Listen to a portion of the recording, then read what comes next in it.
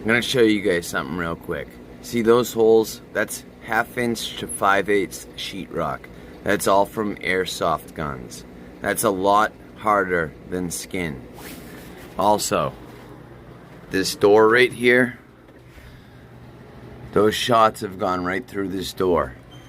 That's what happens when you tune up your airsoft gun properly, and it would be great for home defense, non-lethal, and you don't need any sort of special permit for it. I can't show you how to do it, but I'll show you how they shoot. This is the gun, here's the target.